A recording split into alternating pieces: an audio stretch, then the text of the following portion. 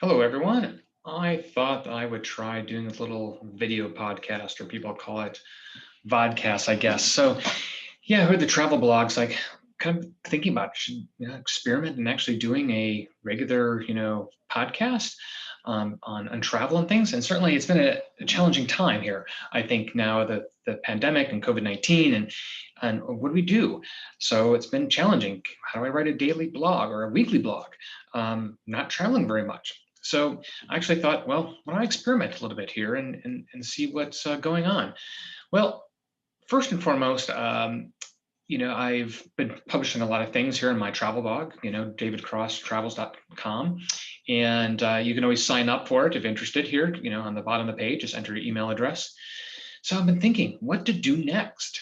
Well, let's see. If I go back 2 years ago, I was actually in South Africa, a little bit over 2.5 years ago, and big trip. I like to take a big trip every year. And then last year at this time was actually in China. Let's see, was in arrived in China, spent 2.5 weeks in China, starting in Beijing. It was an amazing experience. Then, kind of doing a few things around the area, but now the winter's here and there's no big trips. What to do? So I started actually kind of doing a little bit of an ongoing site here of when can you travel, and kind of updating it. But is it really? I'm updating it, but is it the best way to communicate? So the real unknown here is, I call out the challenge: where to go. Where could you go right now? Well, it seems like a few people, if you're in the United States, a few people are now going into the Caribbean and Mexico a little bit.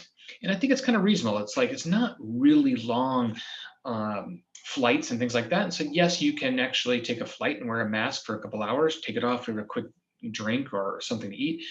And it's not too bad. It's like, but if it said, hey, let's go to Europe, and even if you have a business class ticket, it's like, I'm going to spend 8 to 10 hours, or go to a place like Australia. I'm going to wear a mask for 15 hours. I'm not going to sit back. I can't just enjoy a couple of glasses of wine or champagne. It's like, not too exciting or enticing, I must say. So I really is what to do now. Well, it definitely looks like in the Caribbean is starting to open up a bit, in Mexico. But if the virus keeps going up again, will you get locked in there and difficult to get back? That's the big unknown. So then I am wondering is where to go, and when to plan. So actually, if I look at what's supposed to be right now is actually going to go to Thailand um, and take the Orient Express down to Singapore and then to Bali, through Abercrombie and Kent. And so it's like the good thing. And I highly recommend it, especially these times. I bought the cancel for any reason trip insurance. And it's like, it's expensive. Yeah, it's really expensive. But guess what? I was able to use it here in Abercrombie and Kent. Was fantastic. So it's actually get fully reimbursed and actually keep the insurance as well if I book again for next year, 2021. But looking at 2021 is where can we go? It seems like it's not clear, especially as Americans, is will we be able to go to Australia? Will we be able to go to Asia? The answer is yes, but when can you book it? That's the big unknown.